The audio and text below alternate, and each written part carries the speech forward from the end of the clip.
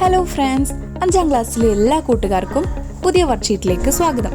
നമ്മൾ ഇന്ന് ഡിസ്കസ് ചെയ്യാൻ പോകുന്നത് ദ മിറർ എന്ന സ്റ്റോറിയെ ബേസ് ചെയ്തുകൊണ്ടുള്ള ചില ടെക്സ്റ്റ് ബുക്ക് ആക്ടിവിറ്റീസ് ആണ്.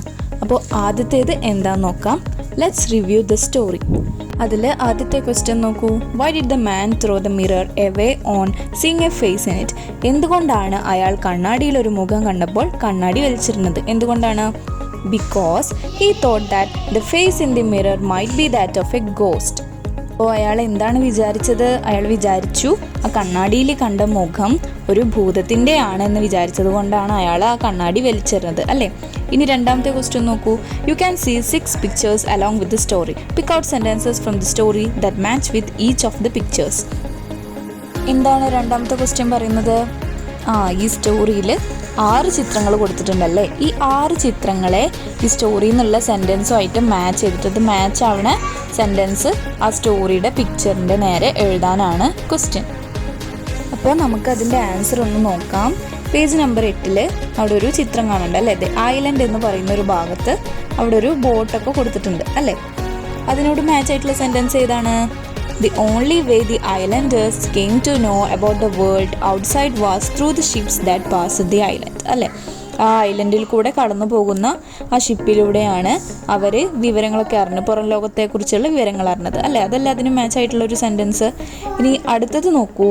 പേജ് നമ്പർ 9 ഒരു ചിത്രം കാണാനുണ്ട് അല്ലേ. എന്താണ് അതിന് മാച്ച് ആയിട്ടുള്ള സെൻറ്റൻസ്? അത് ആ കണ്ണാടിയിൽ നോക്കി നിൽക്കുകയാണ് ആ ഫിഷർമാൻ അല്ലേ. അപ്പോൾ എന്താണ് അതിന് മാച്ച് ആയിട്ടുള്ള sentence? He saw a face in it. ഇനി അടുത്ത പേജ് നമ്പർ 10 ഒരു ചിത്രം കാണാനുണ്ട് അല്ലേ. അതിനോട് മാച്ച് ആയിട്ടുള്ള സെൻറ്റൻസ് ഏതാണ്?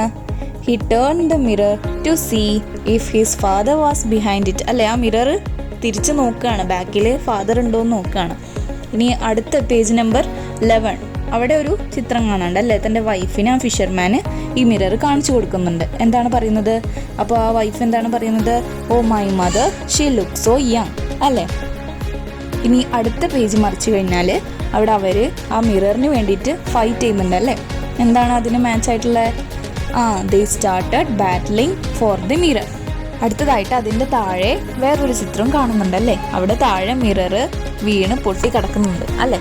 അതിനോട് മാച്ച് ആയിട്ടുള്ള സെൻറ്റൻസ് എന്താണ്? The mirror fell down on the floor and broke into pieces. ആ മിറർ തറയിൽ വീണ് പൊട്ടി ചിന്നിച്ചിതറി കഷ്ണങ്ങളായി അല്ലേ. ഇനി അടുത്ത മൂന്നാമത്തെ ക്വസ്റ്റ്യൻ നോക്കൂ. We use many modern devices in our day to day life. For example laptops, mobile phones, iPods etcetera. Do you think that these devices are essential? Can we leave without these? Conduct a debate on are we dependent on modern devices too much. എന്താണ് ക്വസ്റ്റ്യനിൽ പറയുന്നത്? ഒരു debate തയ്യാറാക്കാനാണ്. എന്താണ് debate പറഞ്ഞാൽ? ചിലപ്പോൾ നിങ്ങൾക്കൊരു പുതിയ വേർഡാവും. സംവാദം എന്നാണ് അതിന് പറയുന്നത്. എന്താണ് ക്വസ്റ്റ്യനിൽ എന്താ പറയുന്നത്? നമ്മൾ ഇന്നത്തെ കാലത്ത് ഓരോ മോഡേൺ ഡിവൈസസുകളല്ലേ, എക്സാമ്പിൾ കൊടുത്തിട്ടുണ്ട്. ലാപ്ടോപ്പ്, മൊബൈൽ ഫോണ്, അങ്ങനെയുള്ള ആധുനിക ഉപകരണങ്ങളൊക്കെ ഉപയോഗിക്കുന്നുണ്ടല്ലേ. അപ്പോൾ ഈ ഉപകരണങ്ങളൊക്കെ നമുക്ക് അനിവാര്യമായ ഒന്നാണോ? നമുക്കിത് ഉപയോഗിക്കാതെ നമുക്ക് ജീവിക്കാൻ പറ്റുമോ എന്നതിനെ പറ്റിയിട്ട് ഒരു സംവാദം തയ്യാറാക്കാനാണ്. എന്തൊക്കെയാണ് ഒരു സംവാദത്തിൽ വേണ്ടത്? ഒരു സംവാദത്തിൽ 2 അതിലധികമോ ആൾക്കാർ അവരുടെ കാഴ്ചപ്പാടുകൾ അവിടെ ഡിസ്കസ് ചെയ്യാണല്ലേ. അതാണൊരു സംവാദത്തിൽ നടക്കുന്നത്. എങ്ങനെയാണ് ഇതിൻ്റെ ഒരു സംവാദം നമ്മൾ കണ്ടക്ട് ചെയ്യുക? തന്നിരിക്കുന്ന ടോപ്പിക്ക് ഏതാണോ അതിനെ ബേസ് ചെയ്തുകൊണ്ട് 2 ഗ്രൂപ്പ് അവർ ഡിസ്കസ് ചെയ്യാണ് അവരുടെ കാഴ്ചപ്പാടുകൾ. ചിലപ്പോൾ എതിരഭിപ്രായമാവാം, അതല്ലെങ്കിൽ ആ ടോപ്പിക്കിനെ സപ്പോർട്ട് ചെയ്തുകൊണ്ട് അവർ സംസാരിക്കും. അപ്പോൾ ഇതിനാണ് ഒരു ഡിബേറ്റ് എന്ന് പറയുന്നത്. അപ്പോൾ അവിടെ മെയിനായിട്ട് 2 ഗ്രൂപ്പ് ഉണ്ട്. അപ്പോൾ ആർഗ്യുമെൻറ്റ്സ് ഫോർ, ആർഗ്യുമെൻറ്റ്സ് എഗെയിൻസ്റ്റ് എന്ന് പറയും. ആർഗ്യുമെൻറ്റ്സ് ഫോർ എന്ന് പറഞ്ഞാൽ അതിനെ സപ്പോർട്ട് ചെയ്തുകൊണ്ടുള്ള, ആ തന്നിരിക്കുന്ന ടോപ്പിക്കിനെ സപ്പോർട്ട് ചെയ്തുകൊണ്ടുള്ളതാണ്. ആർഗ്യുമെൻറ്റ്സ് അഗെയിൻസ്റ്റ് എന്ന് പറഞ്ഞു കഴിഞ്ഞാൽ ഈ തന്നിരിക്കുന്ന ടോപ്പിക്കിനെ ഒപ്പോസ് ചെയ്തുകൊണ്ട്, അതിനെ സപ്പോർട്ട് ചെയ്യാതെ പറയുന്നതാണ് ആർഗ്യുമെൻറ്റ്സ് എഗെയിൻസ്റ്റ്. അപ്പോൾ എന്തൊക്കെയാണ് നമുക്ക് ആർഗ്യുമെൻറ്റ്സ് ഫോർ എന്ന് നോക്കാം. ഈ തന്നിരിക്കുന്ന ടോപ്പിക് എന്താണ് ഇവിടെ കൊടുത്തിട്ടുള്ളത്? യൂസ് ഓഫ് മോഡേൺ ഡിവൈസസ് അല്ലേ. ഈ ആധുനിക ഉപകരണങ്ങൾ നമ്മളെ എങ്ങനെയാണ് സ്വാധീനിക്കുന്നത് എന്നുള്ളതിനെ പറ്റിയിട്ടാണ്. അപ്പോൾ എങ്ങനെയൊക്കെയാണ് സ്വാധീനിക്കുന്നത്? ഈ ആധുനിക ഉപകരണങ്ങൾ നമുക്ക് വളരെ അനിവാര്യമായ ഒന്നാണ് എന്ന് പ്രസ്താവിച്ചുകൊണ്ടുള്ള ഒരു ഡിബേറ്റാണ് ഫസ്റ്റത്തെ ഗ്രൂപ്പ് തയ്യാറാക്കേണ്ടത്. അപ്പോൾ അതാണ് ആർഗ്യുമെൻറ്റ്സ് ഫോർ. നമുക്ക് നോക്കാം. Modern devices like mobile phone, TV, computer, internet etc. are essential and they have become necessary in our busy life. എന്താണ് ഇവിടെ പറയുന്നത്? ഈ ആധുനിക ഉപകരണങ്ങളെല്ലാം mobile phone, TV, computer, laptop, internet എന്ന് പറയുന്നതെല്ലാം നമ്മളുടെ ജീവിതത്തിൽ അനിവാര്യമായ ഒന്നാണ് എന്നാണ് അതിൽ പറഞ്ഞു വരുന്നത്. ഇനി നമുക്ക് ഓരോന്നിൻ്റെയും ഉപകാരങ്ങൾ നോക്കാം. ആദ്യം തന്നെ മൊബൈൽ ഫോൺസ്. എങ്ങനെയൊക്കെയാണ് അവ നമ്മുടെ ലൈഫിൽ ഉപകാരപ്പെടുന്നത്? It provides us with the facility to communicate with people who live in any part of the world. ലോകത്തിലെ എവിടെയുള്ള ആൾക്കാരുമായിട്ടും നമുക്ക് ആശയവിനിമയം നടത്താൻ മൊബൈൽ ഫോൺ വളരെ ഉപകാരമുള്ളതാണല്ലേ. പിന്നെന്തൊക്കെയാണ് മൊബൈൽ ഫോണിൻ്റെ ഉപയോഗങ്ങൾ? It helps us to save our time and makes our work easy in our busy life. It can be used to seek help in case of emergency and danger while we are traveling. നമ്മുടെ സമയം ലാഭിക്കാനും അതുപോലെ ജോലി എളുപ്പമാക്കാനും emergency ആവശ്യങ്ങൾക്കായിട്ട് നമ്മൾ travel ചെയ്യുമ്പോൾ പോലും നമുക്ക് ഉപയോഗിക്കാൻ ഈ മൊബൈൽ ഫോൺ വളരെ ഉപകാരമുള്ള ഒന്നാണ് അല്ലേ. ഇനി അടുത്തതായി നമുക്ക് ടെലിവിഷൻ അഥവാ TV-യുടെ ഉപകാരങ്ങൾ എന്തൊക്കെയാണെന്ന് നോക്കാം. It is the most commonly used means for entertainment. Through television we can see anything and everything happening anywhere in the world. അപ്പോൾ ഈ ടെലിവിഷൻ എന്ന് പറയുന്നത് നമ്മൾ പൊതുവെ ഉപയോഗിക്കുന്ന വിനോദത്തിനായി ഉപയോഗിക്കുന്ന ഒന്നാണ് അല്ലേ. ഈ ടെലിവിഷനിലൂടെ TV-യിലൂടെ നമുക്ക് ലോകത്തിൻ്റെ വിവിധ ഭാഗങ്ങളിൽ നടക്കുന്ന കാര്യങ്ങളെല്ലാം നമുക്ക് കാണാനും അറിയാനും എല്ലാം സാധിക്കും. അടുത്തതായി കമ്പ്യൂട്ടറും ഇൻ്റർനെറ്റും എങ്ങനെയാണ് നമ്മുടെ ജീവിതത്തിനെ എളുപ്പമാക്കുന്നതെന്ന് നോക്കാം. Computer can store A large amount of information. Internet provides us with the facility to see and communicate with a person living far away from us. എന്താണ് പറയുന്നത്? കമ്പ്യൂട്ടറിലേക്ക് നമുക്ക് ഒരുപാട് ഡാറ്റാസൊക്കെ ട്രാൻസ്ഫർ ചെയ്യാം. അതുപോലെ ഇൻ്റർനെറ്റ് ദൂരെയുള്ള ആളുകളെ കാണാനും ആശയവിനിമയം നടത്താനും വളരെ സഹായകരമാണ്. പിന്നെ എന്താണ് പറയുന്നത്? It is used for entertainment and can be used as a learning aid. It makes our every day needs very easy. നമ്മൾ വിനോദത്തിന് വേണ്ടിയിട്ടും അറിവ് നേടാനും ഒക്കെ ഇപ്പോൾ കമ്പ്യൂട്ടറും ഇൻ്റർനെറ്റും ഒക്കെ ഉപയോഗിക്കുന്നുണ്ട് അല്ലേ. നിങ്ങളിപ്പോൾ കാണുന്ന ഈ വീഡിയോ പോലും ഇൻ്റർനെറ്റിൻ്റെ ഒരു സഹായത്തോടെയാണ് നിങ്ങൾക്ക് അറിവ് കിട്ടുന്നത് അല്ലേ. അതുപോലെ തന്നെയാണ് ഇവിടെയും പറയുന്നത്. പിന്നെ നമ്മുടെ ദൈനംദിന കാര്യങ്ങളെല്ലാം എളുപ്പമാക്കുക എന്നുള്ളൊരു പ്രധാന പങ്ക് കൂടി ഈ ഇൻ്റർനെറ്റ് വഹിക്കുന്നുണ്ട്. ഇനി ഈ ടോപ്പിക്കിന് എഗെയിൻസ്റ്റ് ആയിട്ട്, അതായത് ഈ മോഡേൺ ഡിവൈസുകളുടെ യൂസ് നല്ലതല്ല എന്ന് തെളിയിക്കുന്ന ചില പോയിൻറ്റ്സുകൾ നോക്കാം. The modern gadgets are not at all essential to lead a healthy life.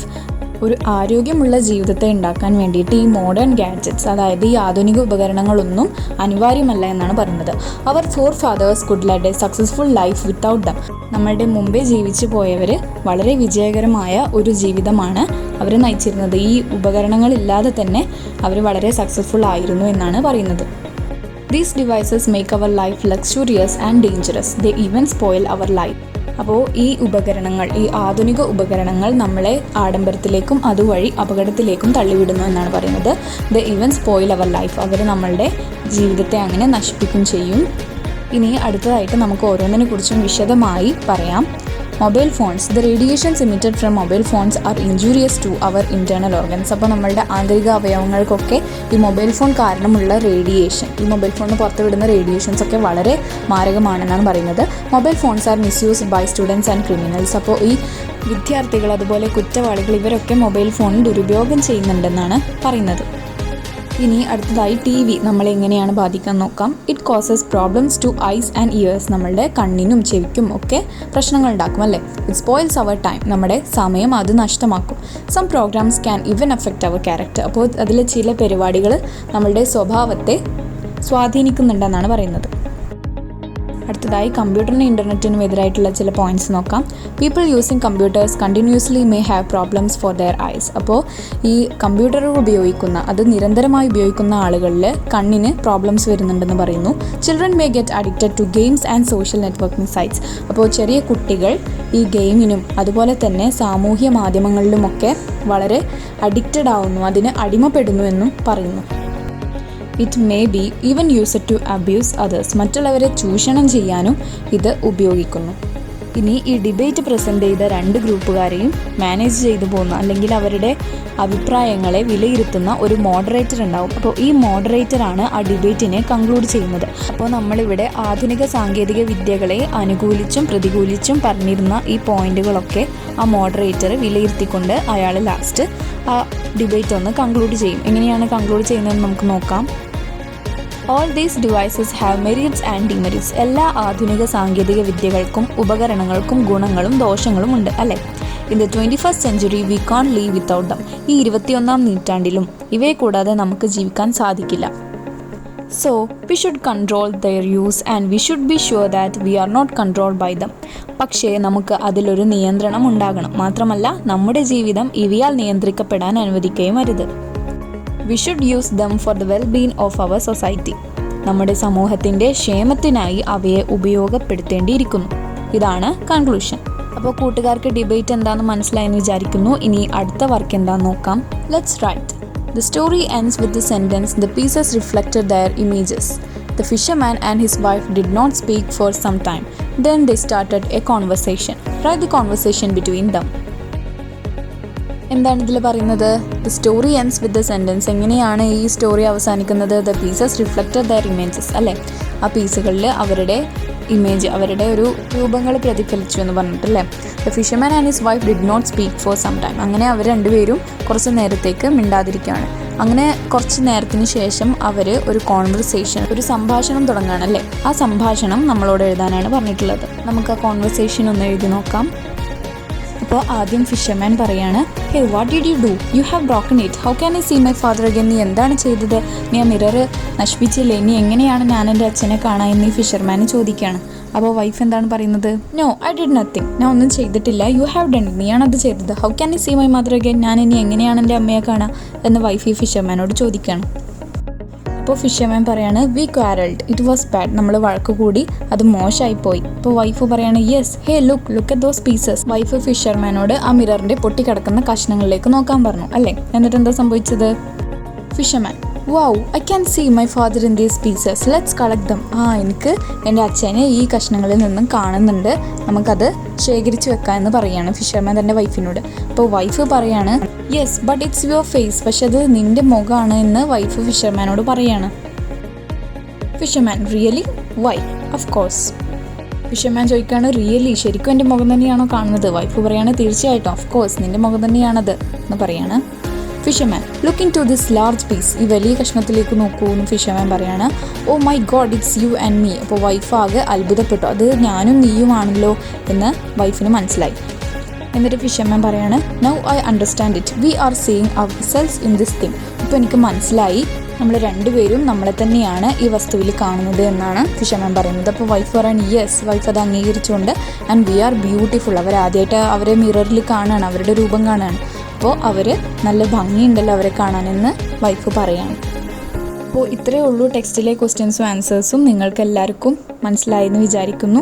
ഇനി അടുത്തൊരു വർക്ക്ഷീറ്റായിട്ട് നമ്മൾ കാണുന്നത് വരെ ബൈ.